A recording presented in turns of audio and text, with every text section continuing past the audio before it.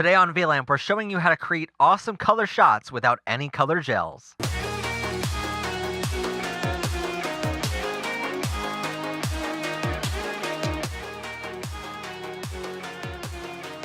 Welcome everyone to VLAMP, video, lighting, audio, music, and photography how-to show. I'm of course your host, Matt Haslam, and today's episode is again sponsored by my new album, Shadows, which comes out on February 14th, 2018 on Valentine's Day of this year, so please use the link in the description box below to download your copy right now. Anyway, today we are recreating yet another shot in this music video trilogy, and this one is actually the most commonly used effect that we used in this entire trilogy of 3 music videos. If you're not aware, link for those 3 music videos will be in the description box below as well. But on today's episode, we're recreating these shots right here, which used a lot of color. And a lot of people have asked us how we created these shots. And yes, we have a ton of spotlights. We have a ton of spotlight gels that we could have done this with. But if you're not aware, if you've never tried this effect before, which we actually tried in our studio while we were trying to film this, it does not work at all. If you try to use a bunch of colored gels, it looks really cheesy and really bad, especially for colors like purple or something like this, where it's just really hard to get that vibrant of a purple out in a practical effect on set the actual day. And I heard about this technique being used on a lot of different sets before, and so I wanted to try it for myself. So what we actually did was we shot everything, and this is the aha moment, in pure white. That's it. That was one single 1 foot by 1 foot LED softbox, which was daylight bulbs in it, completely white light. We used a completely black backdrop to kill all of the light, which was duvetine fabric. That way it just killed everything behind me, and that way there was no spill anywhere. We used some duvetine on both my right-hand side and my left-hand side that day, so that there was no spill at all on my back at all. And we just used one single light on my left-hand side, and that's exactly how we shot not only the music video, but all of the music videos, but also shot my album cover for this album, and then we just turned it into black and white later on in post-production. But as far as it came with the music videos themselves, everything was shot in pure white light. And it's crazy to think that everything here is just white. And we just added a ton of effects to it to make it not white. Like I said, everything you're seeing right now is just white light. But in the actual music videos, it's a bunch of colors. So how did we do it? Well, all we did was we went into right here, our new item, create a color matte, 1920 by 1080 or whatever kind of resolution you're using. We chose the color we wanted on this little color here, color wheel, and brought that in as an effect right here. So as you can tell, right here is green, and basically all we did for that green was we added, under the opacity and blend mode, we hit linear burn. And linear burn takes it from just being green to all of a sudden now that green is only affecting everything that is seen in the actual video. So it doesn't affect the black at all behind me. It only affects what is actually seen. And what's seen on the screen is what's hit by the light that we were using on set that day. So it basically only affects the whites and the lighter colors. It doesn't affect the darker colors at all. Now, in another shot in the purple, I believe it, no, I'm sorry, the blue we had to hit multiply instead because it's actually a darker blue. And if we hit the same linear burn, it just looks too dark on the screen, I think. So we hit multiply and it made a little bit more lighter of a look to it. And then another effect we used on almost every shot throughout the Push Me Again music video was effects that you can get from Rampant Design tools, which are 4K film burns. And that allowed us, first off, I added a yellow behind everything. That way, no matter what, I was at least in some color.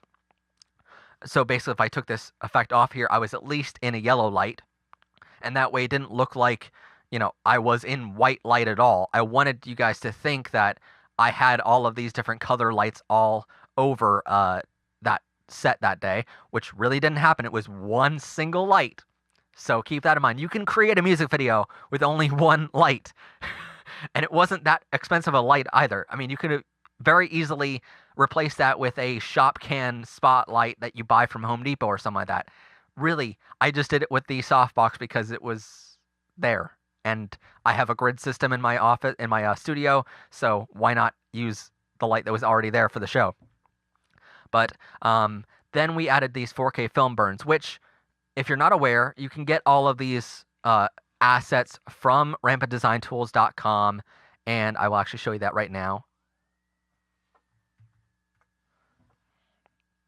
All you need to do is go to rampantdesigntools.com, and I will try to leave this link in the description box below for you guys, but you just subscribe to their email address, and basically you're sent emails every so often, but you can go down here and download tons and tons of overlays, effects, transitions, motion graphics, distortions, visual effects, tons of stuff. You can just download all of this for free.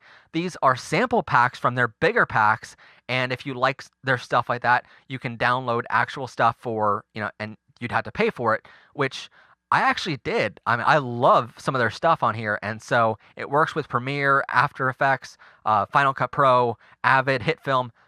So really, I love their stuff, and I ended up buying some stuff off of them. But these are all free stuff that I used for these music videos. Downloaded them and brought them into my project file, and then added them on top of all my clips. Added a color burn or a linear burn, depending on how it looked on screen. It basically depended on which clip it was. But I added a color burn or a linear burn to it, and that added that extra little bit of effect to add that little bit extra color. And it also added that flash, because if you notice, if you play this right now, I know my heart. There's no flash. There was no light strobing going on set that day. It was just a constant light the entire time, a constant white light. So I added a yellow on top of that, and then these 4K film burns added that extra bit of strobing and all of the other colors that you're actually seeing on screen. Then over here, I added a film grunge to the top of it with a color dodge blend mode, and I added some more film burns and some smoke, 4K smoke effect to it. That way it just made it look a little bit more believable. But in the very beginning of this video, obviously we had to put a little warning up here because it does strobe a lot in this music video, so I kind of had to put that in there. But all of these effects were absolutely free that you can download right now and add to all of your things. All of the text as well right here.